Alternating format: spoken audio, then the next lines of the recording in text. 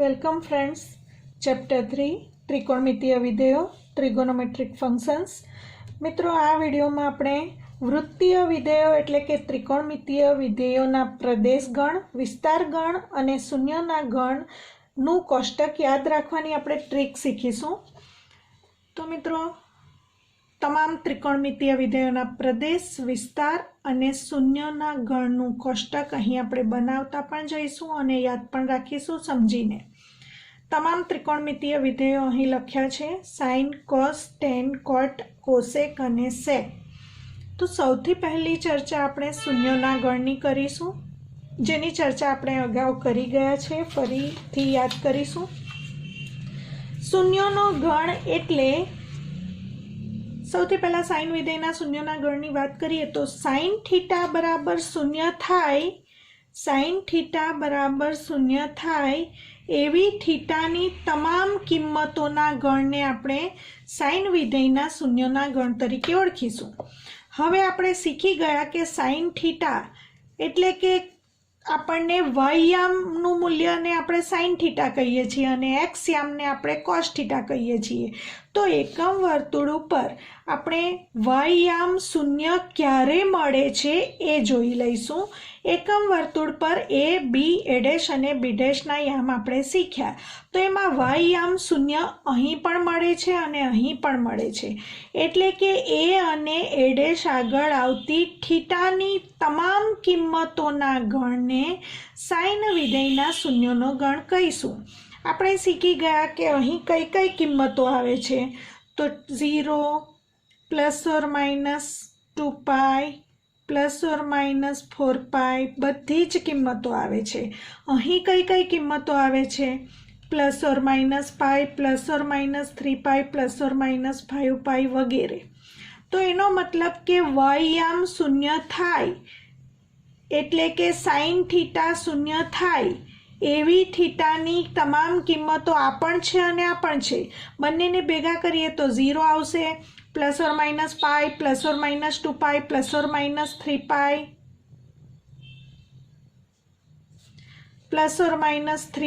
±4π વગેરે. એટલે વ્યાપક સ્વરૂપે જો કહીએ તો પાઈનો કોઈ પણ ગુણક 1 પણ આવે છે, ±1 ગુણક છે, ±2 ગુણક છે, ±3 ગુણક છે. એનો મતલબ પાઈનો કોઈ પણ ગુણક જ્યાં n ઝેડમાં છે. 0 મૂકીએ તો 0 × π 0 મળે, +1 મૂકીએ તો 1π મળે, -1 મૂકીએ તો -π મળે, 2 મૂકીએ તો 2π મળે, -2 મૂકતા -2π મળે. તો આપણને સાઇન વિધેયના શૂન્યનો ગણ મળે છે nπ, જ્યાં n બિલોંગ્સ ટુ z. કારણ કે વાયયામ શૂન્ય થાય એવી થીટાની તમામ કિંમતોનો ગણ, એટલે લખીશું nπ, જ્યાં n belongs to z. Cosine વિધેયના શૂન્યનો ગણ આ જ પ્રમાણે સમજીશું. કોસ થીટાના શૂન્યનો ગણ એટલે કોસ થીટા બરાબર શૂન્ય થાય તેવી થીટાની તમામ કિંમતોનો ગણ. હવે મિત્રો, કોસ થીટા એટલે એક્સયામ. એક્સયામ શૂન્ય ક્યાં થાય છે એ જોવાનું છે. એક્સયામ શૂન્ય બી બિંદુ આગળ થાય છે અને એક્સયામ શૂન્ય બી ડેશ બિંદુ આગળ પણ થાય છે. એનો મતલબ બી અને બી ડેશ આગળ આવતી તમામ થીટાની કિંમતોના ગણને કોસાઇન વિધેયના શૂન્યનો ગણ કહીશું. આપણે શીખી ગયા π/2 ઉપર મળે, 3π/2 નીચે મળે, 5π/2 ઉપર મળે, 7π/2 નીચે મળે, 9π/2 ઉપર મળે, આ પ્રમાણે. અને ઋણમાં -π/2 નીચે મળે, -3π/2 ઉપર મળે, -5π/2 નીચે મળે, આ પ્રમાણે. તો હવે મિત્રો, આ બધી કિંમત અને આ બધી કિંમતો બધી સાથે લઈએ તો π/2ના બધા જ ગુણક આવે છે, પરંતુ કેવા ગુણક આવે છે તે જોઈ લઈએ. 1π/2 -1π/2, 3π/2 -3π/2. એનો મતલબ દરેક જગ્યાએ π/2નો અયુગ્મ ગુણક આવે છે, એકી ગુણક આવે છે. એટલે π/2નો એકી ગુણક લાવવા માટે તમે 2n + 1 લખી શકો અથવા 2n - 1 પણ લખી શકાય. 2n + 1 π/2 પણ લખી શકાય અથવા 2n - 1 π/2 પણ લખી શકાય. તો આ બધી કિંમતોને સાથે લખતા 2n + 1 π/2 જ્યાં n બિલોંગ્સ ટુ z અથવા 2n - 1 π/2 જ્યાં n બિલોંગ્સ ટુ z. માટે cos વિધેયના શૂન્યનો ગણ 2n + 1 π/2 n belongs to z લખીશું. હવે મિત્રો tan વિધેયના શૂન્યનો ગણ. હવે tan θ બરાબર sin θ/ cos θ. શૂન્યનો ગણ નક્કી કરવા માટે વિધેય બરાબર શૂન્ય લેવું પડે. હવે આ ગુણોત્તર શૂન્ય ક્યારે થશે? છેદમાં તો શૂન્ય છે જ નહીં, એનો મતલબ અંશ શૂન્ય હોય તો જ શૂન્ય થશે. એનો મતલબ સાઇન વિધેયના શૂન્યનો ગણ અને tan વિધેયના શૂન્યનો ગણ સમાન છે. માટે સાઇન વિધેયના શૂન્યનો ગણ n π હોવાથી tan વિધેયના શૂન્યનો ગણ પણ n π n belongs to z થશે. એ જ પ્રમાણે cot θ બરાબર cos θ/ sin θ છે. માટે છેદમાં તો શૂન્ય શક્ય નથી, એનો મતલબ cos θ શૂન્ય થાય તો જ cot θ શૂન્ય થાય. અને શૂન્ય લીધા પછી થીટાની કિંમતોનો ગણ શોધતા આપણને શૂન્યનો ગણ મળે. તો અહીં કોસના અને કોટના શૂન્યનો ગણ સરખો થશે. કોસના શૂન્યનો ગણ જે છે 2n + 1 π/2 એ જ કોટના શૂન્યનો ગણ પણ આવશે 2n + 1 π/2 જ્યાં n બિલોંગ્સ ટુ z. હવે કોસેક વિધેયના શૂન્યના ગણની ચર્ચા કરીશું. કોસેક થીટા શૂન્ય થવું જોઈએ. હવે મિત્રો કોસેક થીટા એ સાઇનનો વ્યસ્ત છે, એટલે કે કોસેક થીટા બરાબર 1/sin θ શૂન્ય થાય તેવી થીટાની કિંમત શોધવાની, તેને કોસેકના શૂન્યનો ગણ કહેવાય. પરંતુ મિત્રો આ જે ગુણોત્તર છે તે ક્યારેય પણ શૂન્ય થતો નથી, કારણ કે અંશમાં 1 છે અને છેદમાં તો શૂન્ય લેવાતું જ નથી. એનો અર્થ છેદમાં કોઈ પણ કિંમત આવે તો આ ગુણોત્તર શૂન્ય ક્યારેય પણ થશે નહીં. માટે કોસેક થીટા શૂન્ય લખી જ નથી શકાતું. કોઈ પણ θ બિલોંગ્સ ટુ r માટે cosec θ is not equal to 0 હોવાથી કોસેક વિધેયના શૂન્યનો ગણ આપણે ખાલી ગણ કહીશું. તો કોસેક વિધેયના શૂન્યનો ગણ ખાલી ગણ કહીશું, કારણ કે કોસેક θ બરાબર 1/sin θ અને આ ગુણોત્તર ક્યારેય પણ શૂન્ય થતો નથી. સેમ એ જ પ્રમાણે sec θ બરાબર 1/cos θ નો ગુણોત્તર પણ ક્યારેય પણ શૂન્ય થતો નથી. માટે કોસેક વિધેયના શૂન્યનો ગણની જેમ sec વિધેયના શૂન્યનો ગણ પણ 5 મળશે. હવે મિત્રો ચર્ચા કરીશું વિસ્તાર ગણની. સાઇન વિધેયના વિસ્તાર ગણની ચર્ચા કરીશું. સાઇન વિધેયનો વિસ્તાર ગણ એટલે પ્રદેશ આરમાંથી થીટાની કિંમત આરમાંથી મૂકતા તમામ સાઇન થીટાનો જે જવાબ આવે એને આપણે વિસ્તાર ગણ તરીકે ઓળખીશું. હવે આપણે એકમ વર્તુળમાં શીખી ગયા કે સાઇન થીટા એટલે વાયયામ. તો મિત્રો તમે એકમ વર્તુળમાં ફરીથી જોઈ શકો છો કે વાયયામની કિંમત શું મળે છે. અહીં 0 મળે છે, 1 મળે છે, 0 મળે છે, -1 મળે છે. એનો મતલબ વાયયામની કિંમત -1 અને +1ની વચ્ચે મળતી હોવાથી સાઇન થીટાનું મૂલ્ય -1 અને +1ની વચ્ચે, એટલે કે -1 અને +1નો સંવૃત અંતરાલ સાઇન થીટાનો વિસ્તાર ગણાવશે. એ જ પ્રમાણે કોસ થીટાનો વિસ્તાર નક્કી કરવા માટે થીટાનું મૂલ્ય આરમાંથી લઈને કોસ થીટાનું મૂલ્ય શેમાં મળે છે એ નક્કી કરવાનું છે. મિત્રો કોસ થીટા એટલે એક્સયામ. એકમ વર્તુળમાં એક્સયામ જોવાનો છે. અહીં 1 મળે છે, અહીં 0 મળે છે, અહીં -1 મળે છે, અહીં 0 મળે છે. એનો મતલબ એક્સયામની વેલ્યુ -1 અને +1ની વચ્ચે મળે છે. -1 પણ હોઈ શકે, +1 પણ હોઈ શકે અને વચ્ચેની પણ હોઈ શકે. તો સાઇન વિધેયની જેમ જ કોસ વિધેયનો વિસ્તાર ગણ પણ સંવૃત અંતરાલ -1 to 1 છે. આને આપણે બીજી રીતે પણ લખી શકીએ. -1 less than or equal to sine theta less than or equal to 1, -1 less than or equal to cos theta less than or equal to 1. હવે થીટાની કિંમત પ્રદેશમાંથી લેતા ટેન થીટાની કિંમત કોઈ પણ વાસ્તવિક સંખ્યા મળશે, કારણ કે ટેન થીટા બરાબર sine theta upon cos theta હોવાથી આ ગુણોત્તર કોઈ પણ વાસ્તવિક સંખ્યા મળશે, માટે એનો જે જવાબ આરમાં મળશે, માટે ટેન વિધેયનો વિસ્તાર આર છે. સેમ એ જ પ્રમાણે કોટ થીટાનો વિસ્તાર પણ આર છે, કારણ કે કોટ થીટા બરાબર કોસ થીટા અપોન સાઇન થીટાનો ગુણોત્તરની કિંમત આરમાંથી એટલે કે વાસ્તવિક સંખ્યા કોઈ પણ મળશે, માટે એનો વિસ્તાર ગણ પણ આર થશે. Cosec theta. હવે મિત્રો cosec theta is equal to 1 upon sine theta. Cosec theta sine થીટાનો વ્યસ્ત વિધેય છે અને સાઇન થીટાનો વિસ્તાર સંવૃત્ત -1 to 1 છે.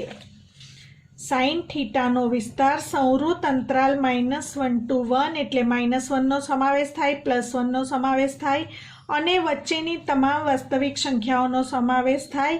આ સાઇન વિધેયનો વિસ્તાર ગણ છે. હવે આપણે એના વ્યસ્ત કોસેક વિધેયની વાત કરવી છે. કોસેક થીટા બરાબર 1 અપોન સાઇન થીટા હોવાને કારણે આની અંદર આવેલી કિંમત સિવાયની કિંમતો કોસેકનો વિસ્તાર આવશે. તો મિત્રો કોસેક વિધેયના વિસ્તારમાં આ તરફની બધી કિંમત આવશે, આ તરફની બધી કિંમત આવશે. એને આપણે લખીશું કઈ રીતે? આખી વાસ્તવિક સંખ્યા, આખી સંખ્યા રેખા ઉપર આખો ગણ આર છે, એમાંથી આપણે આ કિંમતો પણ રહેવા દેવાની છે, આ પણ રહેવા દેવાની છે, માત્ર -1 અને +1 વચ્ચેની કિંમતો કાઢી નાખવાની છે. તો આપણે -1 અને +1 વચ્ચેની કિંમતો આરમાંથી કાઢી નાખીશું. એ આપણને મળશે કોસેક વિધેયનો વિસ્તાર ગણ આર માઇનસ વિવૃત અંતરાલ -1 to 1. કોસેક વિધેયનો વિસ્તાર ગણ મળશે. તમને એમ થશે કે -1 અને +1નું શું છે? તો મિત્રો છેદમાં સાઇન વિધેય હોવાથી સાઇન π/2 અને સાઇન π/2 અને સાઇન -π/2 બંને વ્યાખ્યાયિત હોવાથી આની અંદર -1 અને +1 કિંમતો રહેશે, માટે આપણે માત્ર વિવૃત અંતરાલ -1 1 વચ્ચેની કિંમતો આમાંથી કાઢી નાખીશું. જે પ્રમાણે કોસેક વિધેય માટે સમજૂતી મેળવી એ જ પ્રમાણે સેક વિધેય માટે પણ વિસ્તાર ગણ આર માઇનસ વિવૃત -1 to 1 મળશે, કારણ કે સેક વિધેય પણ કોસ વિધેયનો વ્યસ્ત વિધેય છે. તો મિત્રો શૂન્યનો ગણ અને વિસ્તાર ગણ સમજ્યા પછી પ્રદેશ ગણની ચર્ચા કરીશું. સાઇન વિધેય for every theta belongs to R માટે વ્યાખ્યાયિત હોવાથી સાઇન વિધેયનો પ્રદેશ ગણ આર છે. કોસ થીટા માટે for every theta belongs to R માટે કોસ થીટા વ્યાખ્યાયિત હોવાથી કોસ થીટાનો પ્રદેશ ગણ પણ આર છે. હવે ટેન થીટાના પ્રદેશ ગણની વાત કરીશું. ટેન થીટા બરાબર sine theta upon cos theta છે અને છેદમાં શૂન્ય શક્ય નથી. એનો મતલબ કોસ થીટા બરાબર 0 થાય તેવી થીટાની કિંમતો હોય તો છેદમાં શૂન્ય આવે. છેદમાં શૂન્ય આવે તો આ વિધેય વ્યાખ્યાયિત ન થાય. એનો મતલબ છેદનું વિધેય શૂન્ય ન થવું જોઈએ. એનો મતલબ કોસ થીટા શૂન્ય ન થવું જોઈએ. હવે કોસ થીટા શૂન્ય ક્યારે થાય છે? કોસના શૂન્યનો ગણ 2n + 1 π/2 કિંમત માટે કોસ થીટા શૂન્ય થાય છે. આપણને જોઈએ છે કોસ થીટા શૂન્ય થવું જોઈએ નહીં, તો આપણે આરમાંથી આ કિંમત કાઢી નાખીશું. r - 2n + 1 π/2 n belongs to z લઈશું તો આ આપણને મળશે ટેન વિધેયનો પ્રદેશ ગણ.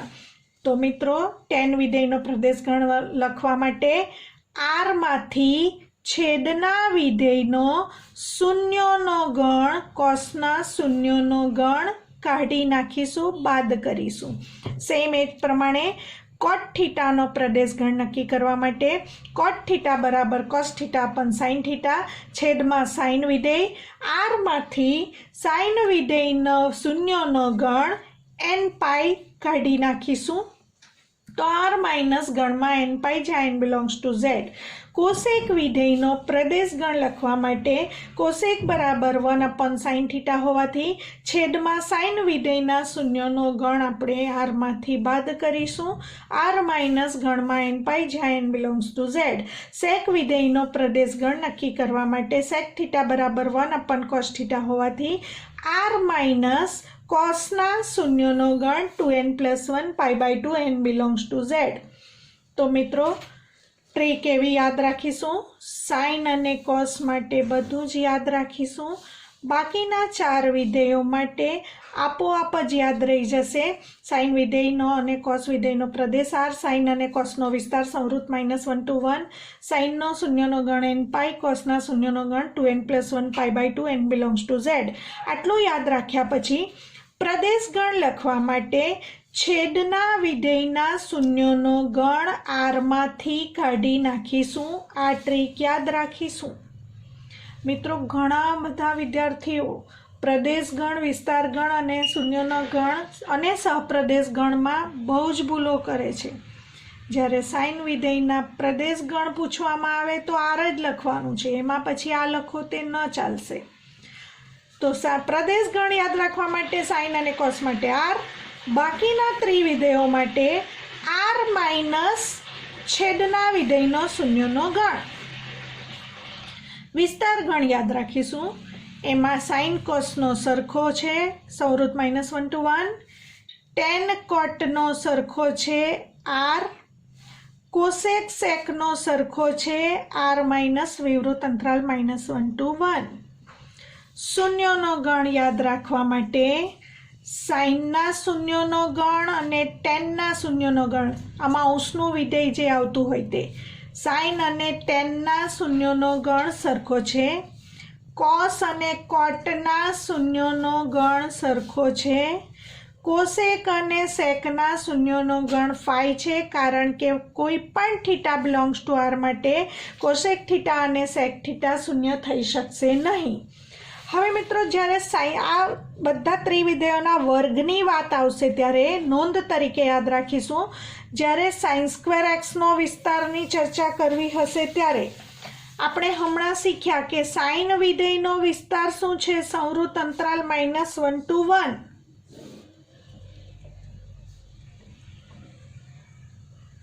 પરંતુ જ્યારે વર્ગ કરીશું કોઈ પણ ઋણ સંખ્યાનો વર્ગ ધન થશે, માટે સાઇન વિધેયનો વિસ્તાર સંવૃત -1 to 1 છે. હવે વર્ગ કરીશું એટલે આ બધી ઋણ સંખ્યાનો વર્ગ ધન થશે, જેનો સમાવેશ આમાં થઈ જશે. એટલે આ ઋણ બાજુનો ભાગ નીકળી જશે અને માત્ર બાકી રહેશે 0 થી 1. માટે sin² x નો વિસ્તાર ગણ સંવૃત અંતરાલ 0 થી 1. સેમ એ જ પ્રમાણે જ્યારે મોડ sin x લઈશું તો કોઈ પણ ઋણ સંખ્યાનો માન પણ ધન સંખ્યાનો માન પણ ધન. તો સેમ એ જ પ્રમાણે એકલું sin x વિધેય હોય તો વિસ્તાર ગણ સંવૃત -1 to 1, પરંતુ મોડ sin x નો વિસ્તાર હોય તો સંવૃત 0 થી 1, sin² x નો વિસ્તાર હોય તો પણ સંવૃત 0 થી 1. એ જ સમજૂતી cos² x ને લાગુ પડશે અને મોડ cos x ને લાગુ પડશે તો એનો વિસ્તાર ગણ સંવૃત 0 થી 1. હવે tan વિધેયનો વિસ્તાર આપણે શીખી ગયા r. tan અને cot વિધેયનો વિસ્તાર ગણ આપણે શીખી ગયા r. હવે r માં તો ઋણ સંખ્યા પણ આવે, શૂન્ય પણ આવે અને ધન સંખ્યા પણ આવે. હવે જ્યારે tan² x ની વાત કરીશું ત્યારે ઋણ સંખ્યાનો વર્ગ ધનમાં સમાવેશ થઈ જશે. એનો મતલબ શૂન્ય અથવા ધન આવે. શૂન્ય અથવા ધનને આપણે સંવૃત 0 થી વિવૃત ઇન્ફિનિટી લખી શકીએ. તો જ્યારે tan² x ના વિસ્તાર ગણની વાત કરીશું ત્યારે ધન સંખ્યા માટે 0 થી આ તરફની કોઈ પણ સંખ્યા ચાલશે અને 0 પણ આવી શકે. માટે 0 થી ઇન્ફિનિટી, સંવૃત 0 થી વિવૃત ઇન્ફિનિટી tan સ્ક્વેર એક્સનો વિસ્તાર. એ જ પ્રમાણે મોડ tan એક્સનો વિસ્તાર પણ એ જ થશે. tan સ્ક્વેર એક્સની જેમ જ કોટ સ્ક્વેર એક્સનો વિસ્તાર ગણ પણ સંવૃત 0 થી વિવૃત ઇન્ફિનિટી. સેમ એ જ પ્રમાણે મોડ કોટ એક્સનો વિસ્તાર ગણ પણ સંવૃત 0 થી વિવૃત ઇન્ફિનિટી. હવે કોસેક સ્ક્વેર એક્સના વિસ્તાર ગણની ચર્ચા કરવા માટે કોસેક એક્સના વિસ્તાર ગણની વાત કરીશું મિત્રો. આપણે શીખ્યા કે કોસેક એક્સનો વિસ્તાર ગણ r માઇનસ વિવૃત -1 to 1 છે. હવે જ્યારે કોસેક સ્ક્વેર એક્સની વાત કરીશું ત્યારે વર્ગ થશે. પહેલાં તો એ જોઈ લઈએ કે r માઇનસ વિવૃત -1 to 1 માં આ તરફની સંખ્યા આવે અને આ તરફની સંખ્યા આવશે. એનો અર્થ આપણે એવું પણ લખી શકીએ કોસેક એક્સની કિંમત -1 અથવા -1 કરતાં નાની, +1 અથવા +1 કરતાં મોટી. જ્યારે કોસેક એક્સના વિસ્તાર ગણની વાત કરીએ ત્યારે એના બે ભાગ પડે છે, -1 અથવા -1 કરતાં નાની, +1 અથવા +1 કરતાં મોટી. હવે સ્ક્વેરની વાત કરીશું તો આ તરફનો જે વિભાગ છે એમાં બધી ઋણ વાસ્તવિક સંખ્યા છે. એનો જ્યારે વર્ગ કરીશું તો એ ધન થઈ જશે, એટલે એના વર્ગનો સમાવેશ આમાં થઈ જશે. એનો મતલબ આ ભાગ તો હતો જ નહીં, આ ભાગ પણ નીકળી જશે, માત્ર આ ભાગ બાકી રહેશે. તો ક્યાંથી બાકી રહેશે? 1 થી મોટી તમામ સંખ્યા બાકી રહેશે. એનો મતલબ કોસેક સ્ક્વેર એક્સનો વિસ્તાર ગણ 1 હોઈ શકે અથવા 1 કરતાં મોટી, એટલે સંવૃત 1 to વિવૃત ઇન્ફિનિટી આવશે. મોડ કોસેક એક્સનો વિસ્તાર ગણ પણ એ જ થશે અને કોસેક સ્ક્વેર એક્સના વિસ્તાર ગણની જેમ જ સેક સ્ક્વેર એક્સનો વિસ્તાર ગણ પણ સંવૃત અંતરાલ 1 to વિવૃત અંતરાલ ઇન્ફિનિટી મળશે. અને સેમ એ જ પ્રમાણે મોડ સેક એક્સનો વિસ્તાર ગણ પણ એ જ મળશે, સંવૃત 1 to વિવૃત ઇન્ફિનિટી. તો મિત્રો નેક્સ્ટ વિડીયોમાં ફરી પાછું આ જ પ્રમાણે ટ્રીક સાથે યાદ રાખીશું.